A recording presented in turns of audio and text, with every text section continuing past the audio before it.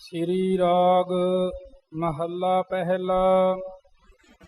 ਡੂੰਗਰ ਦੇਖ ਡਰਾਵਣ ਪੇਯੜੈ ਡਰਿਆਸ, ਊਚਾ ਪਰਬਤ ਗਾਖੜੋ ਨਾ ਪੌੜੀ ਤਿਤ ਤਾਸ। ਗੁਰਮੁਖ ਅੰਤਰ ਜਾਣਿਆ ਗੁਰ ਮੇਲੀ ਤਰੀਆਸ, ਭਾਈ ਰੇ ਭਵਜਲ ਬਿਖਮ ਡਰਾਉ। ਡਰਾਉ ਰਾਰੇ ਦੇ ਕੰਨੇ ਨੂੰ ਬਿੰਦੀ, ਊੜੇ ਨੂੰ ਔਂਕੜ। ਡਰਾਉ ਭਾਈ ਰੇ ਭਵਜਲ ਬਿਖਮ ਡਰਾਉ। ਭਵਜਲ ਭੌਜਲ ਇਹ ਦੋ ਤਰ੍ਹਾਂ ਦਾ ਪਾਠ ਗੁਰਬਾਣੀ ਵਿੱਚ ਆਉਂਦਾ ਹੈ। ਭਵਜਲ ਭੱਬਾ ਵੱਵਾ ਭਵ ਭਵਜਲ ਪਾਠ, ਜਿੱਥੇ ਊੜੇ ਨੂੰ ਔਂਕੜ ਹੋਵੇਗਾ ਉੱਥੇ ਭੌਜਲ ਪਾਠ ਹੋਵੇਗਾ। ਸੋ ਅਰਥ ਇੱਕੋ ਹੀ ਹੈ। ਇਹ ਸਤਿਗੁਰੂ ਗਰੀਬ ਨਿਵਾਜ ਜੀ ਨੇ ਲਿਖਣ ਦੇ ਵਿੱਚ ਫਰਕ ਰੱਖਿਆ ਹੈ। ਭਾਈ ਰੇ ਭਵਜਲ ਬਿਖਮ ਡਰਾਉ, ਪੂਰਾ ਸਤਿਗੁਰ ਰਸ ਮਿਲੈ, ਗੁਰ ਤਾਰੇ ਹਰ ਨਾਉ ਰਹਾਉ। ਚਲਾ ਚਲਾ ਜੇ ਕਰੀ ਜਾਣਾ ਚੱਲਣ ਹਾਰ, ਜੋ ਆਇਆ ਸੋ ਚੱਲਸੀ ਅਮਰ ਸੋ ਗੁਰ ਕਰਤਾਰ।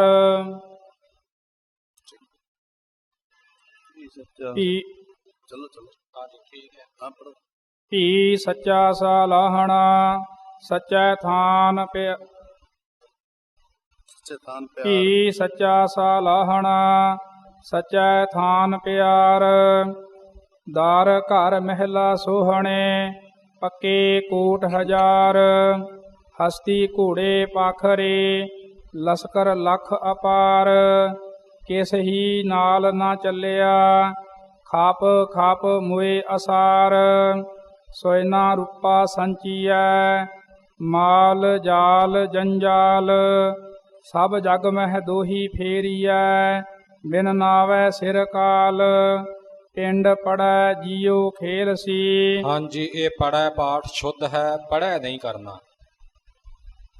ਪਿੰਡ ਪੜੈ ਜੀਉ ਖੇਲ ਸੀ, ਬਦ ਫੈਲੀ ਕਿਆ ਹਾਲ।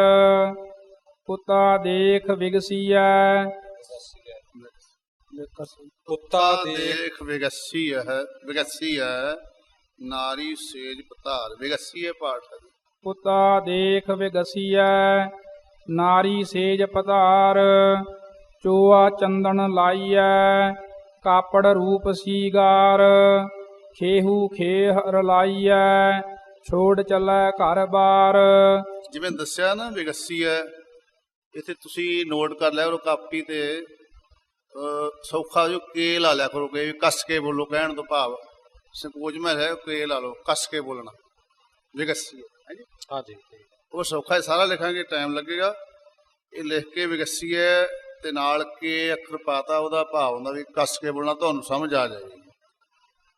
ਜੇ ਪੋਲਾ ਬੋਲਣਾ ਉਹਨੂੰ ਪੀ ਲਿਖ ਦਿਆ ਕਰੋ। ਵਿਗਸੀਐ ਲਿਖ ਕੇ ਨਾਲ ਪਾ ਦੋ। ਹਾਂ, ਲਿਖ ਲਿਆ, ਚਲੀਏ ਚਲੋ ਜੀ। ਪੁੱਤਾ ਦੇਖ ਵਿਗਸੀਐ ਨਾਰੀ ਸੇਜ ਪਤਾਰ, ਚੋਆ ਚੰਦਨ ਲਾਈਐ ਕਾਪੜ ਰੂਪ ਸੀਗਾਰ। ਖੇਹੂ ਖੇਹ ਰਲਾਈਐ ਛੋੜ ਚਲੈ ਘਰ ਬਾਰ। ਮਹਿਰ ਮਲੂਕ ਕਹਾਈਐ ਰਾਜਾ ਰਾਉ ਕੇ ਖਾਨ। ਚੌਧਰੀ ਰਾਉ ਸਦਾਈਐ ਜਲ ਬਲੀਐ ਅਭਿਮਾਨ। ਮਨਮੁਖ ਨਾਮ ਵਿਸਾਰਿਆ ਜਿਉ ਡਵ ਦੱਦਾ ਕਾਨ। ਹਾਂਜੀ, ਕਾਨ ਪਾਠ ਪੋਲਾ। ਕਾਨ ਦਾ ਅਰਥ ਹੈ ਜੰਗਲ। ਕਾਨ ਪਾਠ ਨਹੀਂ ਇੱਥੇ ਕਰਨਾ। ਜਿਉ ਡਾਵ ਦੱਦਾ ਕਾਨ, ਜਿਵੇਂ ਡੌ ਅਗਨੀ ਭਾਵ ਦਾਵਾ ਅਗਨੀ ਨੇ ਜੰਗਲ ਨੂੰ ਸਾੜ ਦਿੱਤਾ ਹੋਵੇ। ਸੋ ਕਾਨ ਪਾਠ ਕਰਨਾ, ਕਾਨ ਨਹੀਂ। ਮਨਮੁਖ ਨਾਮ ਵਿਸਾਰਿਆ ਜਿਉ ਡਵ ਦੱਦਾ ਕਾਨ। ਹਉਮੈ ਕਰ ਕਰ ਜਾਏ ਸੀ ਜੋ ਆਇਆ ਜਗ ਮਾਹਿ। ਸਭ ਜਗ ਕਾਜਲ ਕੋਠਰੀ ਤਨ ਮਨ ਦੇਹ ਸੁਆਹਿ। ਗੁਰ ਰਾਖੇ ਸੇ ਨਿਰਮਲੇ ਸ਼ਬਦ ਨਿਵਾਰੀ ਭਾਹਿ। ਨਾਨਕ ਤਰੀਐ ਸਚ ਨਾਮ ਸਿਰ ਸਾਹਾ ਪਾਤ ਸਾਹ। ਮੈਂ ਹਰ ਨਾਮ ਨ ਵਿਸਰੈ ਹਰ ਨਾਮ ਰਤਨ ਵੇਸਾਹ।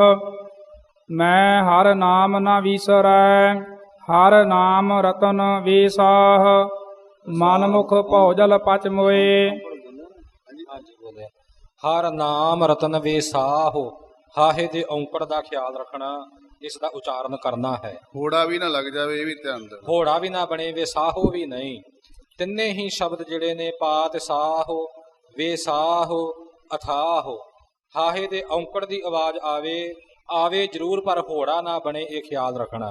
ਪਹਿਲੇ ਕੰਨੇ ਤੇ ਭਾਰ ਪਾਵਾਂਗੇ ਤਾਂ ਉਹ ਹੋੜਾ ਨਹੀਂ ਬਣੇਗਾ। ਹਾਂਜੀ ਪਾਤਸ਼ਾਹ। ਹਾਂਜੀ, ਕੰਨੇ ਨੂੰ ਲੰਮਾ ਕਰਕੇ ਬੋਲਾਂਗੇ, ਫਿਰ ਪਾਠ ਸਹੀ ਹੋਵੇਗਾ। ਮੈਂ ਹਰ ਨਾਮ ਨਾ ਵੀਸਰੈ, ਹਰ ਨਾਮ ਰਤਨ ਵੇਸਾਹ, ਮਨ ਮੁਖ ਭੌਜਲ ਪਚ ਮੋਏ, ਗੁਰਮੁਖ ਤਰੇ ਅਥਾਹ।